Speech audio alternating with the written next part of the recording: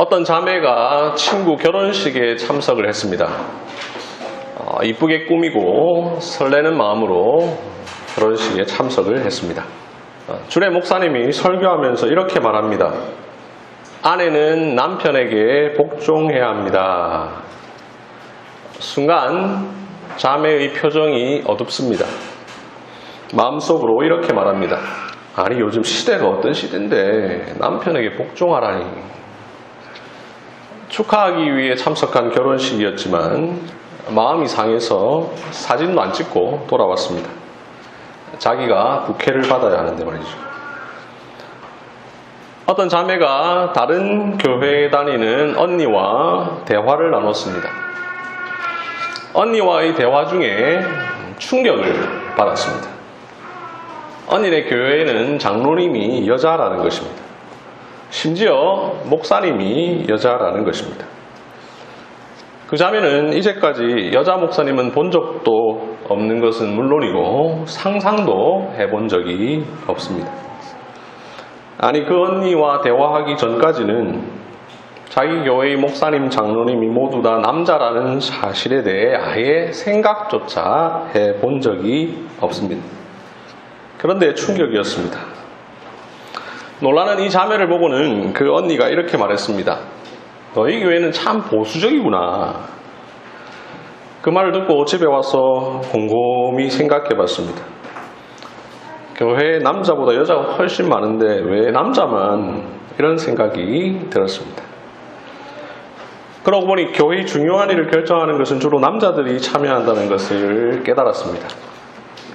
교회가 시대의 변화를 따라가지 못한다고 생각을 했습니다. 다음 주일에 조금 친한 교회 어른에게 왜 우리 교회는 목사, 장로는 다 남자예요? 라고 물어보니 이렇게 대답하십니다. 당연히 남자만 하는 거지.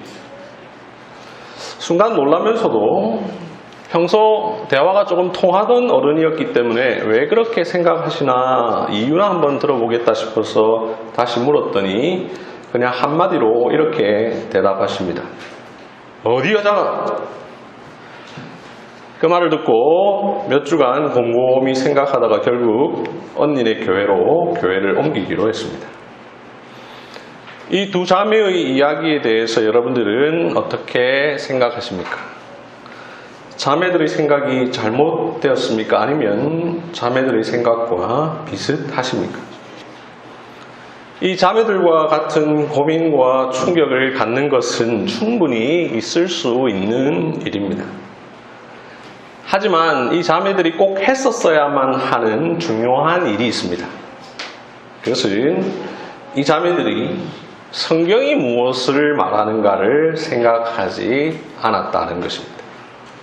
이상하다는 생각이 들고 내 생각과 조금 다르고 뭔가 충격을 받았다면 왜 그러한지를 성경을 통해 답을 찾으려고 노력했어야 합니다. 이 자매들에게 분명 잘못이 있습니다. 하지만 그냥 무턱대고 이 자매들만을 뭐라고 할 수도 없습니다. 말씀으로 바르게 가르치지 못한 교회의 책임이 있습니다. 어디 여자가? 라는 말로 실망을 주는 이들에게도 책임이 있습니다. 차라리 나도 잘 모르겠는데 성경적인 이유나 신학적인 이유가 있지 않을까? 이 정도만 말했어도 나았을 것입니다. 이런 문제 세상에서라면 조금 다르게 볼 수도 있습니다. 세상은 시대의 변화에 따라 그 가치와 윤리가 시시때때로 변하는 것이기 때문이죠. 그러나 그리스도인과 교회는 다릅니다. 때로는 시대의 변화에 민감하게 반응해야 하지만 성경이 분명하게 말씀하고 있는 부분에 대해서는 철저히 성경의 관점에서 생각을 해야 합니다. 시대가 아무리 바뀌어도 변하지 말아야 할 진리가 있습니다. 오늘 우리가 살필 가정과 교회에서 남자와 여자의 질서 문제에 대해서 여러분들은 어떻게 생각하십니까? 우리는 계속해서 성경 전체를 바르게 이해하는 시각을 갖기 위해서 설교를 듣고 있는데요. 이 문제에 대해서도 역시 성경 전체의 계시에 근거해서 생각을 해야 합니다. 왜 하나님이 아내들로 하여금 남편에게 순종 혹은 복종하라고 하셨는지, 왜 교회 역사는 오랫동안 계속해서 남자들에게 목사와 장로의 직분을 허락해 왔는지 그 이유를 성경에서 찾아보아야 합니다. 그래서 우리는 오늘 그 일을 함께 해보려고 합니다. 태초에 하나님께서 사람을 창조하셨습니다. 이때 남자와 여자 오직 두 성별만을 창조하셨지요. 자유로우신 하나님, 그분께는 여러 가지 가능성이 있습니다. 자기 마음대로 하셔도 됩니다. 남자 한 명만 창조하시거나 여자 한 명만 창조하실 수 있습니다. 그러나 그렇게 하지 않으셨습니다. 남자 한 명, 여자 한 명을 창조하셨습니다. 남자, 여자, 그리고 제3의 성을 창조하셨어도 됩니다. 그러나 그렇게 하지 않으셨습니다. 남자 2명과 여자 1명, 혹은 남자 1명과 여자 2-3명 이렇게 창조하셨어도 됩니다. 그러나 그렇게 하지 않으셨습니다. 남자 1명, 여자 1명을 창조하신 뒤에 둘을 각각 두셨어도 됩니다. 그러나 하나님은 그 둘을 짝지어 한 몸 되게 하셨으니 이를 통해 생육하고 번성하여 땅에 충만케 하셨습니다. 수많은 다양한 가능성에도 불구하고 이렇게 하신 하나님은 남자와 여자를 동시에 한순간에 같이 창조하실 수도 있었습니다. 하지만 그렇게 하지 않으셨습니다. 먼저 남자를 창조하셨습니다. 그리고 나서 약간의 시간이 흐른 뒤에 여자를 창조하셨습니다. 남자를 창조하신 뒤 바로 이어서 여자를 창조하셔도 되는데 그렇게 하지 않으십니다. 남자를 창조하신 뒤에 어떤 일이 있고 나서 여자를 창조하십니다. 남자와 여자의 창조 사이에 시간적 간격을 두십니다. 이렇게 함으로써 하나님은 남자와 여자의 순서, 질서, 차서를 두십니다. 창세기 2장 18절 이하를 보시면 하나님은 남자를 먼저 창조하신 뒤에 바로 여자를 창조하지 않으십니다. 그보다 먼저 들짐승과 새를 지으십니다. 그리고 나서 그 아담, 남자에게 그들의 이름을 짓도록 하십니다. 아담은 요거는 사자, 요거는 개, 요거는 닭, 요거는 독수리, 요거는 참새 이렇게 이름을 짓습니다. 그리고 나서 아담을 깊이 잠들게 하십니다. 그의 갈빗대 하나를 취하신 뒤에 여자를 만드시고 여자를 남자에게로 데리고 오십니다. 아담이 여자의 이름을 짓습니다. 여자, 내가 남자니까 너는 여자라 부르리라. 제가 누누이 강조했지만 하와의 원래 이름이 여자입니다. 이 이름은 아담이 지어준 것입니다. 하나님은 첫째 날에 빛을 낮이라고 친히 부르셨습니다. 어둠을 밤이라고 부르셨습니다. 둘째 날에 공창을 하늘이라, 셋째 날에 뭇을 땅이라 하나님이 직접 이름을 지으셨습니다. 여자를 지으신 뒤에 그녀의 이름을 하나님이 짓지 않으시고 남자에게 맡기십니다. 성경에서 이름을 짓는다, 이것은 그에 대한 권위를 상징합니다. 아담은 타락 이후에 아내의 허락이나 동의와 상관없이 아내의 이름을 하와로 바꾸어 버립니다. 이 모든 일에 의도와 목적을 두신 하나님은 창세기 2장 17절에서 중요한 명령을 내리십니다. 선악을 알게 하는 나무의 열매는 먹지 말라. 이 명령 너무나 중요하지요. 그래서 동산에 살던 두 사람 모두 다 알아야 할 명령입니다. 그런데 하나님은 이 명령을 남자를 지으신 뒤에 주십니다. 창세기 2장 7절에서 남자를 지으셨습니다. 2장 22절에서 여자를 지으셨습니다. 그 사이에 선악과 금지 명령 17절에서 주십니다. 남자를 지으시고 선악과 금지 명령을 주시고 그 이후에 여자를 지으십니다. 그러니 이 명령 남자는 들었으나 여자는 듣지 못했습니다. 그렇다면 명령이 주어지고 나서 비로소 이 세상에 태어난 여자는 어떻게 그 중요한 명령을 알고 지켜야 합니까? 안 지켜도 됩니까? 아니죠. 남편에게 들어야 합니다. 남편은 아내에게 가르쳐 주어야 합니다. 남편은 가르치는 자 그리고 다스리는 자의 역할을 해야 했습니다. 아내는 배우는 자의 역할을 해야 했습니다. 이후에 이 명령을 여자가 먼저 어깁니다. 그리고 나서 남자도 이 여자를 따라 명령을 어깁니다. 여자가 먼저 따먹었는데 하나님은 여자를 부르지 않으십니다. 9절 여호와 하나님이 아담을 부르시며 그에게 이르시되. 왜 남자를 부르십니까? 선악과를 먹지 말라는 명령을 남자에게 주셨고 남자는 여자에게 가르쳐야 할 책임이 있었기 때문입니다. 처음 따먹은 여자도 벌을 받지만 일단 그 책임은 먼저 남자에게 물으십니다. 타락 이후 하나님께서 뱀, 여자, 남자에게 각각 벌을 내리시지요. 창세기 3장 16절에 여자에게 내리신 벌이 나오는데 그 벌의 내용이 크게 두 가지입니다. 첫째, 내가 내게 임신하는 고통을 크게 더하리니 내가 수고하고 자식을 낳을 것이며. 이 부분 구속사에서 어떻게 나타났는가에 대해서 우리가 특별히 불임과 관련된 주제로 말씀을 살피면서 보았습니다. 오늘 우리가 볼 두 번째 벌은 너는 남편을 원하고 남편은 너를 다스릴 것이니라 라는 벌입니다. 이 너는 남편을 원하고 이 부분이 무슨 말인지 잘 이해가 안 되어서 이 전체를 잘 생각하지 못하는데요.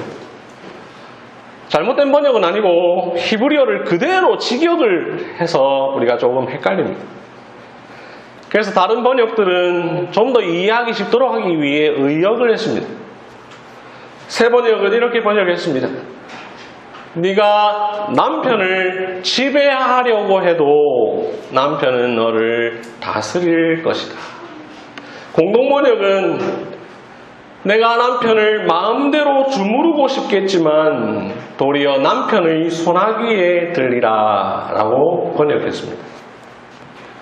이외에도 다른 번역들 다 대동소이하게 번역을 했는데 이 번역들을 참고해서 이 3장 16절 두 번째 벌을 이렇게 말할 수 있습니다.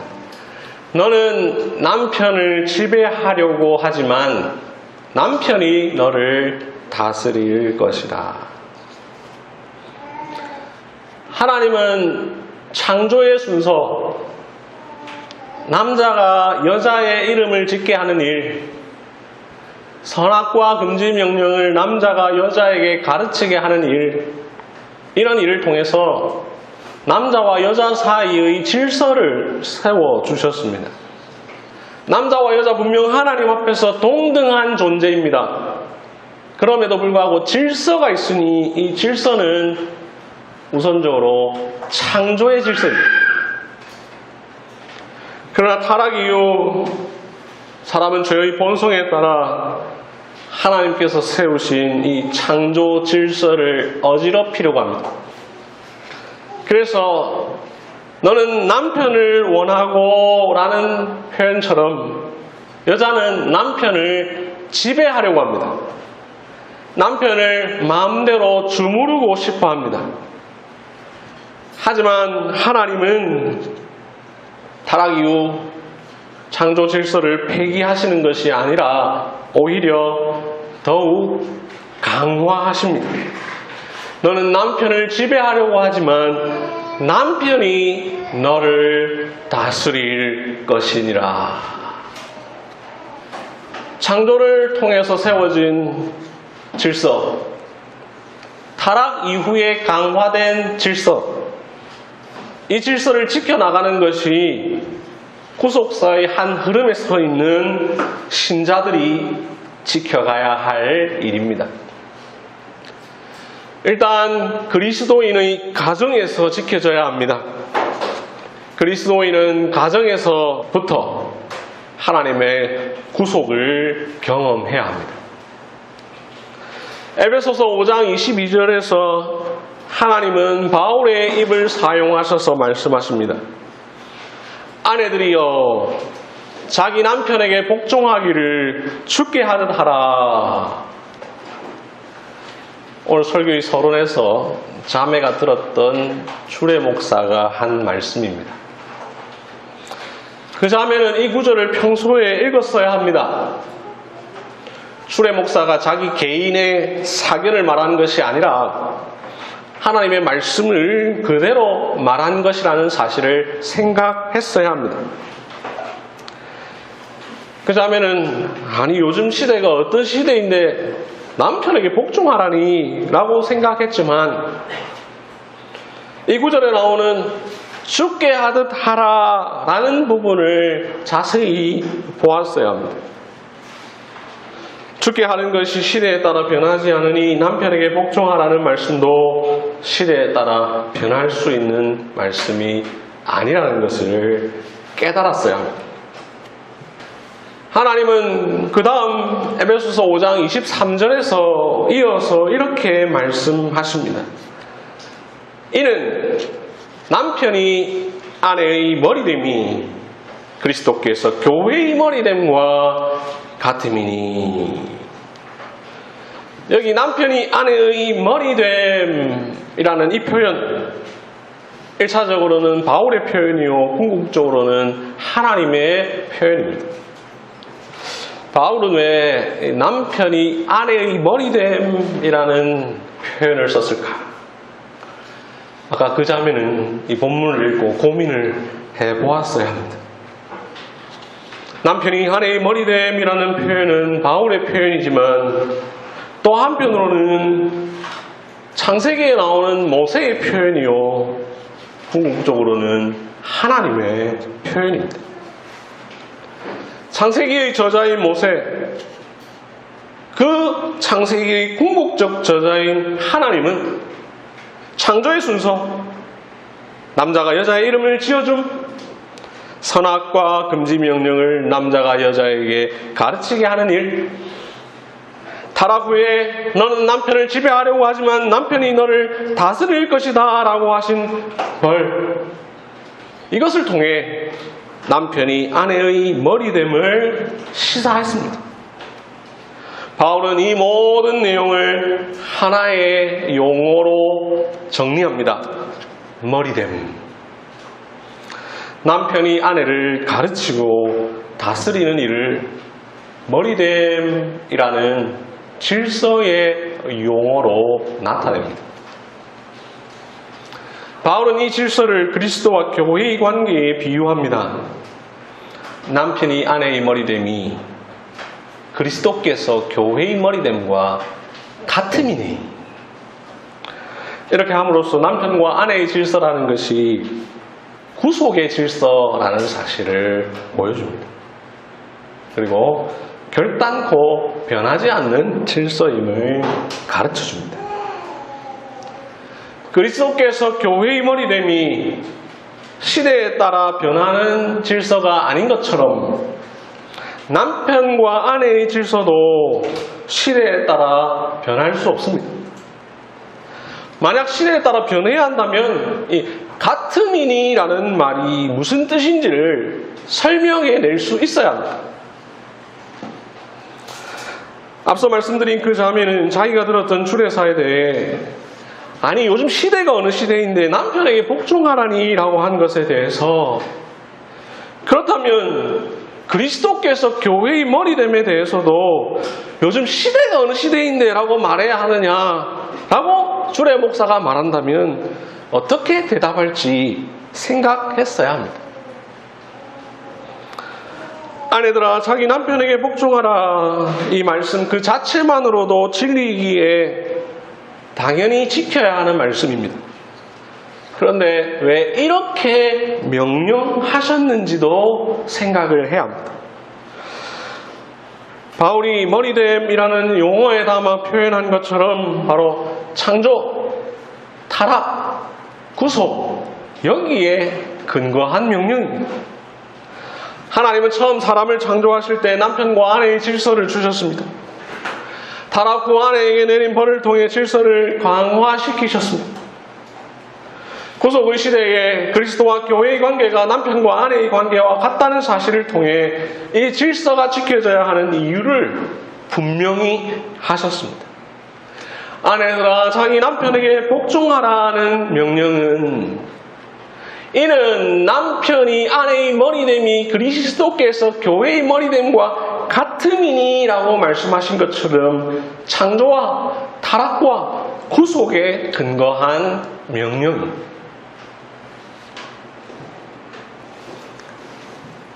창조를 통해서 세워진 질서, 타락 이후에 강화된 질서, 이 질서는 그리스도인들이 가정에서 잘 지키고 또 나아가 그리스도인들이 모여서 공동체를 형성하는 교회에서도 잘 지켜져야 합니다. 교회는 이 질서를 지킴으로 타락으로 인하여 무너진 창조 질서를 회복시키는 구속의 역할을 감당해야 합니다. 그래서 바울이 오늘 본문 디모데전서 2장 11절 12절에서 이렇게 이야기합니다. 여자는 일체의 순종함으로 조용히 배우라. 여자가 가르치는 것과 남자를 주관하는 것을 허락하지 아니하노니 오직 조용할지니라. 여기에 남자를 주관하는 것이라는 이 말의 주관이라는 단어 때문에 이 말씀이 지금까지 말씀드린 내용과 아주 자연스럽게 연결된다라는 사실을 조금 생각 못할 수가 있는데, 새번역과 공동번역은 이 주관이라는 단어를 대신 지배라고 번역을 했습니다. 주관 대신 지배라는 단어를 넣으면 여자가 남자를 지배하는 것을 허락하지 아니하노니가 되죠. 그러면 어떤 구절이 자동적으로 떠오르게 됩니까? 창세기 3장 16절에서 여자에게 내리신 벌, 너는 남편을 지배하려고 하지만 남편이 너를 다스릴 것이다. 바울은 그 구절을 염두에 두고 교회 안에서도 역시 여자가 남자를 지배할 수 없다라고 말씀을 합니다.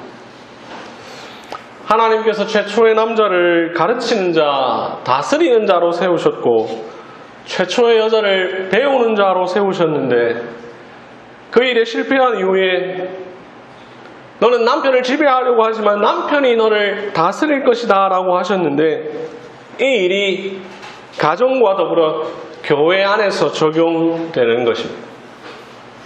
자, 그러면 교회 안에서 어떤 식으로 적용되는가? 우리 교회에서 여자들은 다 아무 말도 하면 안 됩니까? 그런 게 아니고요. 디모데전서는 목회 서신이죠.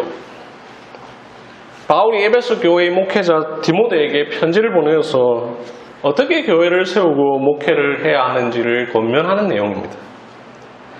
그러면서 바울은 여자에게는 가르치는 것과 지배하는 것이 허락되지 않는다라고 말을 하는데요. 그러나 이 구절은 교회 안에서의 일과 관련되니, 즉 특별히 직분과 관련이 됩니다. 여기 가르치는 것과 다스리는 것, 지배하는 것, 주관하는 것, 이 표현 가르치는 장로인 목사와 다스리는 장로인, 장로, 이들을 가리키는 표현입니다. 이 사실을 우리는 이어지는 본문을 통해서 알 수 있는데요. 디모데전서 2장에서 이 이야기를 했는데 바로 이어서 3장에 보면 무슨 이야기가 나오냐? 감독의 자격에 대해서 나옵니다. 이 감독이라는 말은 장로라는 말과 동의어이고, 또 장로는 이 두 종류로 나뉘게 되니 가르치는 장로와 다스리는 장로이죠. 그래서 이 감독의 자격이라고 번역된 이 디모데전서 3장을 우리가 장로 선출할 때에 많이 설교로 듣습니다. 이 장로의 자격을 말할 때에 두 번째로 나오는 것을 보시면 한 아내의 남편이 되며 라는 말입니다. 가르치는 장로와 다스리는 장로의 자격 중 하나는 한 아내의 남편입니다. 가정에서 아내와 자녀들을 가르치고 다스리는 일을 하는 남자가 교회에서도 성도들을 가르치고 다스리는 일을 해야 합니다. 이때 교회에서 가르치고 다스린다라는 것은 사사로운 것을 말하는 것이 아니라 공적인 가르치는 장로인 목사와 다스리는 장로인 장로에 대한 것이죠. 그래서 목사와 장로의 직무를 왜 남자에게만 맡기는가? 성경의 가르침을 깊이 생각하지 못하는 사람들은 그저 어디 여자가 이렇게 말을 하지만 그것은 아주 잘못된 생각입니다. 교회가 목사와 장로의 여성 임직을 계속해서 금지해온 이유는 그런 무식한 것 때문이 아니라 성경이 가르쳐주고 있는 교훈 때문입니다. 그럼에도 앞서 그 자매가 생각한 것처럼 교회가 시대의 변화를 따라가지 못한다고 생각하는 사람들이 있습니다. 그 자매가 만난 언니의 교회처럼 디모데전서 2장 말씀은 1세기 당시 성경이 기록되던 시대의 문화에 따라 적용해야 할 말씀이지 오늘날에는 절대로 따를 필요가 없다고 주장하는 사람들이 있습니다. 그래서 우리 주변에도 보면 성경의 가르침보다는 시대의 가르침을 따라 장로도 여자, 목사도 여자인 교회들이 종종 있지요. 그러나 성경을 자세히 보십시오. 여자는 가르치는 것과 남자를 주관하는 것을 허락하지 아니하노니 라고 말한 뒤에 그 근거를 뭐라고 이야기하는지. 디모데전서 2장 13절 14절 이는 아담이 먼저 지음을 받고 하와가 그 후며 아담이 속은 것이 아니고 여자가 속아 죄에 빠졌습니다. 여기 13절은 창조 질서입니다. 14절은 타락의 순서입니다. 바울이 디모데에게 교회를 세워감에 있어서 가르치는 직분과 다스리는 직분을 여자에게 허락하지 않는다라고 말한 이유는 1세기 당시 시대와 문화 때문이 아닙니다. 이는 지금 시대는 여자는 하면 안 되기 때문이라 이렇게 말하지 않았습니다. 오늘 우리가 앞에서 살펴본 대로 하나님께서 남자를 여자보다 먼저 지으신 창조의 순서, 남자가 여자의 이름을 짓는 것, 선악과 금지 명령을 남자가 여자에게 가르치게 하신 일, 타락 후에 너는 남편을 지배하려고 하지만 남편이 너를 다스릴 것이다 라고 하신 그 벌의 기초합니다. 간단하게 말하면 창조, 타락, 구속의 원리에 근거해서 주신 교훈입니다. 이 땅에 있는 많은 교회들이 세상의 오해와 비난을 받아가면서까지도 여성의 목사, 장로 임직을 거부하는 이유는 시대의 변화를 읽지 못하기 때문이 아닙니다. 절대로 변치 않는 하나님의 말씀을 따라 교회를 세워가야 하기 때문입니다. 앞서 질문한 자매에게 어디 여자가 라고 말한 교회 어른은 이 구절을 차근차근 설명해 주었어야 합니다. 근데 아마도 그 어른도 이 구절에 근거한다는 사실을 몰랐던 것 같습니다. 어쩌면 그 어른만 모르는 게 아니었을지도 모릅니다. 그 교회의 목사, 장로도 심지어 그 교회가 속한 교단의 지도자들조차도 그렇게 하는 이유가 정말로 어디 여자가 라는 이유였을지도 모릅니다. 하지만 오늘날 여성의 목사, 장로 임직을 반대하는 교단 상당수는 이러한 말씀의 원리에 따라 그렇게 하고 있습니다. 오늘 다루는 주제는 매우 중요한 주제임에도 불구하고 신학자들과 일부 목회자들만이 알고 논쟁하고 일반 교인들에게는 괜히 가르쳐서 긁어 부스럼이 될까 염려하여 잘 가르치지 않는 주제입니다. 아니면 몰라서 가르치지 않을 수도 있고. 그러다 보니 가정에서의 경우 어느 정도는 고개를 끄덕이면서도 교회에서의 경우 고개를 끄덕이지 않고 계속 마음속에 의구심이 드는 경우가 많습니다. 가장 큰 의구심은 이미 설교를 통해서도 말씀을 드렸지만 성경의 가르침도 시대에 따라 변해야 하는 것 아닌가, 교회가 시대의 흐름을 너무 따라가지 못해서 그런 것 아닌가라는 오해입니다. 그러나 이런 생각은 말 그대로 오해입니다.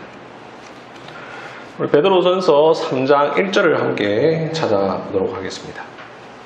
아내들아 이와 같이 자기 남편에게 순종하라 라고 말씀합니다. 그러면서 6절에서 하나의 예를 듭니다.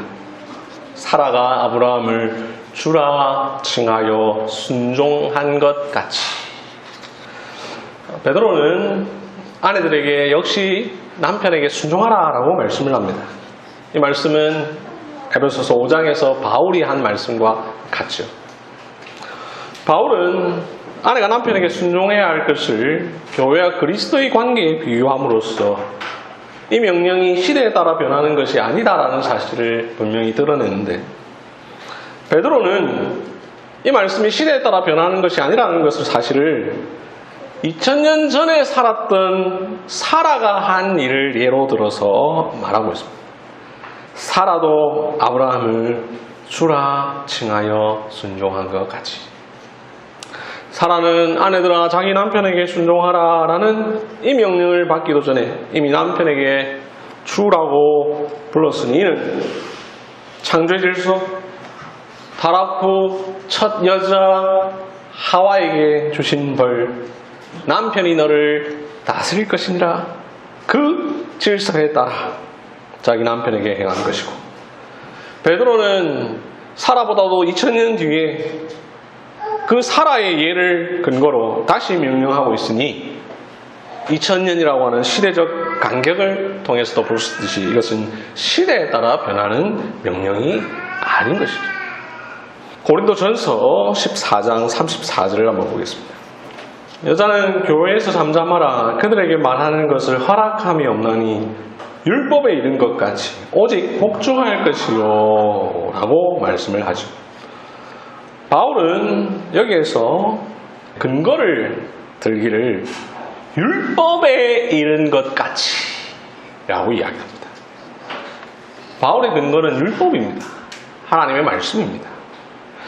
그러면서 오직 복종할 것이요 라고 말을 했는데, 자, 율법에 이른 것 같이라고 했으니까 이 오직 복종할 것이요라는 말이 율법에 있다라는 말이겠죠. 그렇다면 여러분, 이 말이 율법 어디에 있을까? 여러분들 갖고 계신 성경 난회주를 보면 이 구절이 창세기 3장 16절을 인용한 것이다 라는 사실을 밝혀두고 있죠. 창세기 3장 16절이 무엇입니까? 여자가 받은 벌이죠. 너는 남편을 원하고 남편이 너를 다스릴 것이다. 율법이란 모세의 율법을 말하죠. 모세오경을 말합니다. 모세오경 중 하나인 창세기에 기록된 말씀을 이야기하고 있습니다. 바울은 율법에 이른 것 같이라는 표현을 통해 이 명령, 변화하는 상황에 따라 바뀌는 명령이 아니라 구약에서부터 이어진 하나님의 구속사의 관점에서 도출된 계시임을 분명히 하고 있습니다. 에베소서 5장 22절에서 바울이 아내들이 남편에게 복종하라고 명령을 했는데 이 명령이 시대의 변화와는 아무런 상관이 없다는 사실을 너무나 명확하게 보여주는 구절이 있는데요. 바로 에베소서 6장 1절입니다. 자녀들아, 주 안에서 너희 부모에게 순종하라. 이것이 옳으니라. 만약 남편에게 복종하라는 에베소서 5장 22절 말씀이 요즘 시대에 맞지 않다라고 주장한다면 그 순간 자녀들이 이렇게 말할 겁니다. 엄마, 부모에게 순종하라는 말씀 요즘 시대에 맞지 않아요. 요즘 시대가 어느 시대인데 부모에게 순종을 합니까? 디모데전서 2장 12절부터 14절 여자가 가르치는 것과 남자를 중화하는 것을 허락하지 아니하노니 오직 조용할지니라. 이 말씀 뒤에 역시 근거로 이는 아담이 먼저 지음을 받고 하와가 그 후며 아담이 속은 것이 아니고 여자가 속아 죄에 빠졌음이라 라고 말하니 바울은 시대의 변화에 따라 명령을 준 것이 아니라 창조와 타락의 관점에서 이야기하고 있는 것이죠. 또 다른 의구심은 한국 교회가 보수적이라서 그런 것 아닌가, 한국은 유교 사회라서 그런 것 아닌가라는 생각입니다. 그래서 한국에서만 유독 강조한다고 생각하는데 그러나 그렇지 않습니다. 미국 PRC라는 교단이 있습니다. Protestant Reformed Church라는 교단인데요. 이 교단에 속한 교회에서는 공동의회에 아내들은 참석하지 않습니다. 아내는 공동의회에 참석하지 않고 남편들이 참석해서 의견을 행사합니다. 이렇게 함으로써 남편의 머리됨을 실천합니다. 방금 말씀드린 교회 미국에 있습니다. 유럽에서 이민 온 사람들이 주를 이루고 있습니다. 유교가 뭔지도 모르는 사람들입니다. 이 교회가 여성에게 목사와 장로의 직분을 허락하지 않는 것은 물론입니다. 제가 이 교단에서 여자들이 공동의회에 참석하지 않는다 이렇게 표현하지 않고 아내들이 참석하지 않는다라고 말씀을 드렸는데요. 미혼 여성은 참석합니다. 40대 미혼 여성 참석합니다. 결혼한 여성들의 경우 남편이 참석합니다. 남녀 차별이 아니라 성경에 근거한 남편의 머리됨을 적용하는 것입니다. 그렇다고 우리 교회도 그렇게 하겠다는 말은 아닙니다. ICRC 국제개혁주의 교회 협의회라는 단체가 있습니다. 이 단체에 속한 교회들은 영국, 미국, 캐나다, 호주, 스코틀랜드, 스페인, 브라질, 남아공, 케냐, 우간다, 콩고, 한국, 인도네시아, 인도 등 전 세계에 흩어진 개혁주의를 지향하는 교단들입니다. 유교와는 아무런 상관없는 교회들이 다수입니다. 이 협의체가 2017년 7월 17일, 오늘로부터 정확하게 5년 전 일인데요. 네덜란드 개혁교회 해방파라는 교단의 회원권을 정지했습니다. 그 이유는 그 교회가 이 총회가 있기 한 달 전 총회, 2017년 6월 총회에서 항존직에 대해 여성 임직을 결정했기 때문입니다. 한 달 전에 여성 임직하기로 결정했다는 이유로 이 교단은 이제 우리 협의체에서 회원권을 정지시킨다.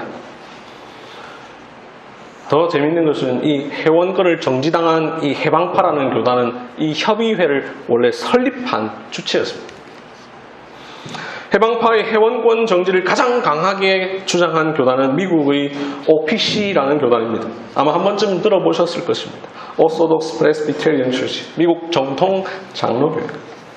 우리나라에도 박윤선 목사를 비롯해서 많은 사람들이 졸업한 웨스트민스터 신학교를 신학교로 둔 교단입니다. 이 회의는 그 교단에 대해 회원권 중지를 선포하면서 거기에서 그치지 않고 한때 자매교회였던 그 교단이 회개하고 돌아오기를 바라는 기도를 했습니다. 이렇게 한 것은 그들은 여성 임직이 단순히 시대나 문화의 문제가 아니라 말씀에서 벗어난 문제라고 보았기 때문입니다. 한국의 목적이 이끄는 삶으로 많이 알려진 세드백 리워렌 목사가 지난 2021년 5월 3명의 여성을 목사로 임직했습니다. 이래 이 세드백 교회가 소속되어 있는 미국 남침내 교회는 다음 총회에서 릭 워렌 목사를 제명할 것을 다루기로 했습니다. 이러한 예들은 한국 교회가 보수적이라서 한국은 유교 사회라서 라는 생각과는 아무런 관련이 없다는 것을 잘 보여줍니다.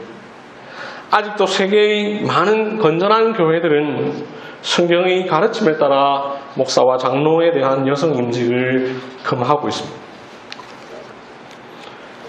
성경은 성경으로 이해해야 합니다. 성경은 시대의 변화나 문화의 관점이 아니라 창조, 타락, 구속의 관점에서 이해해야 합니다. 가정과 교회 안에서 남편과 아내, 남자와 여자 그 질서의 문제 역시 마찬가지입니다. 성경에서 답을 찾아야 합니다. 웨인 그루뎀이라는 미국 신학자는 이렇게 말했습니다. 만일 성경의 가르침이 단지 문화에서 좋게 생각하는 것을 따르라라는 의미라면 굳이 성경이 왜 필요한가?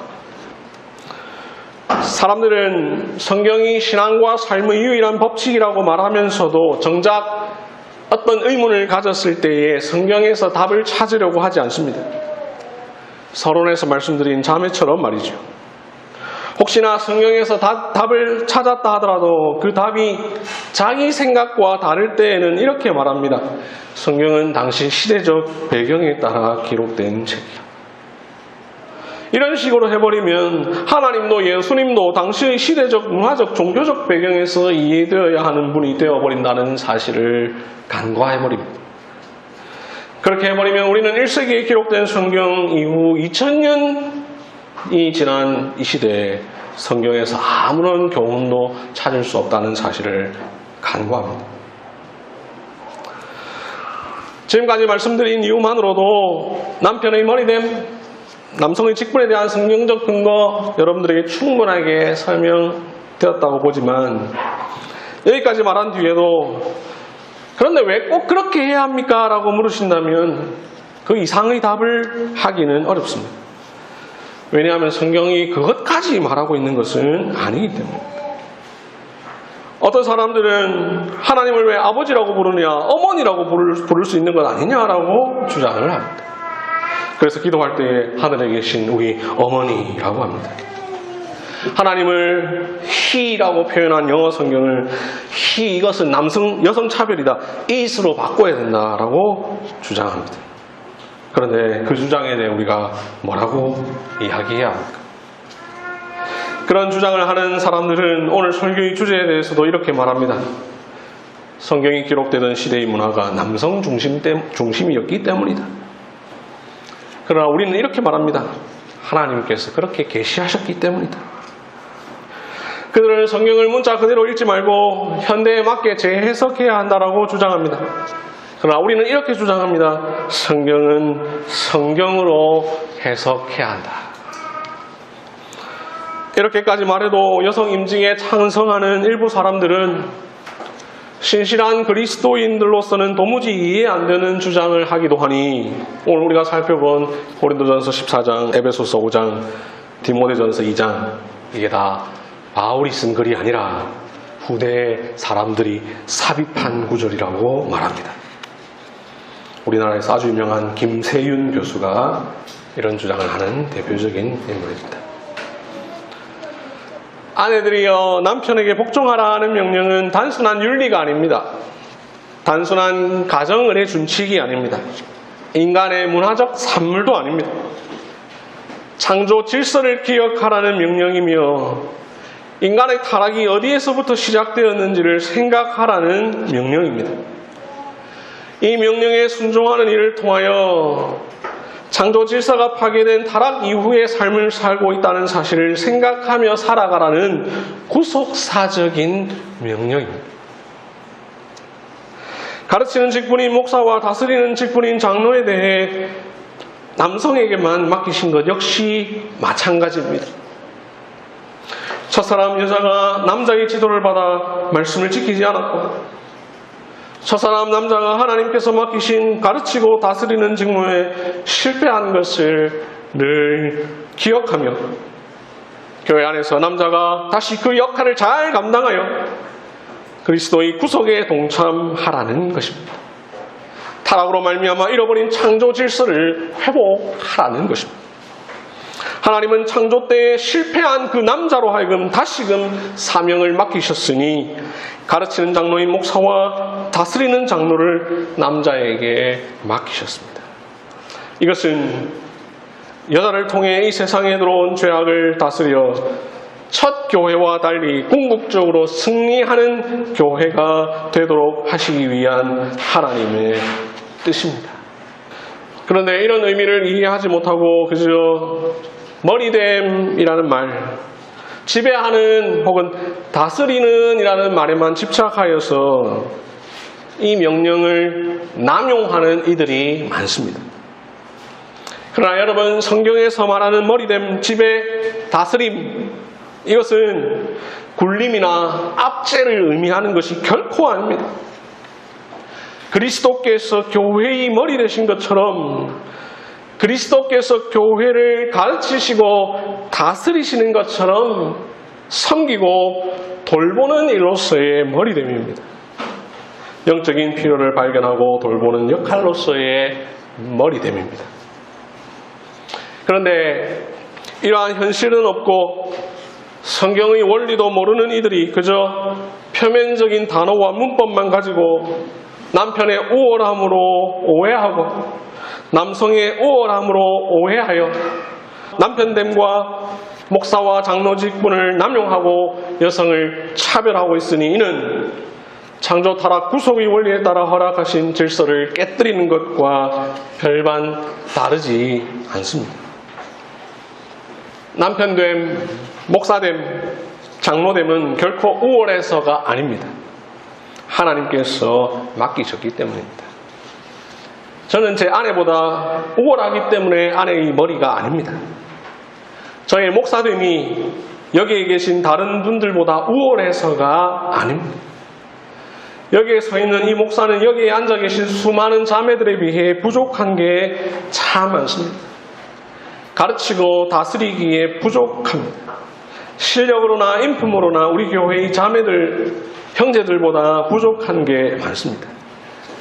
그럼에도 창조 타락 구속의 질서를 따라 세우신 목사의 직분을 감당합니다. 목사 장로의 직분은 결코 다른 사람에 비해 더 높은 것이 아닙니다. 단지 하나님과 교회가 허락한 직분이므로 두렵고 떨리는 마음으로 그 직분을 수행할 따름입니다. 남편됨, 목사와 장로됨을 오해하여 우월주의에 빠지는 어리석은 남성들이 있습니다. 한없이 낮아지는 여성들이 있습니다. 그러나 그렇게 하지 마십시오. 갈라디아서 3장 28절은 말합니다. 너희는 유대인이나 헬라인이나 종이나 자유인이나 남자나 여자나 다 그리스도 예수 안에서 하나이니라. 고린도전서 11장 11절 주 안에는 남자 없이 여자만 있지 않고 여자 없이 남자만 있지 아니하니라. 한 가지만 말씀드리고 마무리하겠습니다. 남자와 여자의 질서 문제는 성경이 직접 언급하고 있는 가정과 교회라는 영역에서만 한정적으로 적용되어야 합니다. 그러니 학교, 회사, 국가에서 적용될 수 있는 것이 아닙니다. 여자가 정교회장 할 수 있습니다. 사장 될 수 있습니다. 심지어 대통령이 될 수도 있습니다. 창조 타락 구속의 구속사가 직접적으로 관련된 가정과 교회에서만 적용되는 것이 바로 이 머리됨입니다. 말씀을 맺겠습니다. 오늘 설교의 주제가 무엇일까요? 창조 타락 구속의 관점으로 성경을 읽어라. 이게 주제입니다. 그 예로 남편의 머리됨, 목사와 장로직에 대한 여성 임직 금지를 다룬 것입니다. 왜 이 예를 예로 들었을까? 이 예는 성경을 그렇게 읽지 않고 현대의 문화적 상황으로 읽는 가장 대표적인 예이기 때문입니다. 우리는 성경을 성경 저자의 의도에 따라 창조, 타락, 구속의 관점에서 읽어야 합니다. 구속사의 관점으로 읽어야 합니다. 그래야 비로소 성경 전체가 바르게 이해되고 그것을 바르게 적용할 수 있습니다. 우리는 신앙과 삶의 모든 부분을 성경에 근거해서 생각해야 합니다. 그렇게 하지 않고 변화하는 시대의 흐름에 따라 생각할 때 진리는 온데간데 없고 세상의 변화에 뒤늦게 쫓아가는 모습만 남게 될 것입니다. 다 함께 디모데전서 2장 13절 14절을 읽고 마치겠습니다. 이는 아담이 먼저 지음을 받고 하와가 긁으며 아담이 속은 것이 아니고 여자가 속아 죄에 빠졌습니다. 아멘. 기도하겠습니다.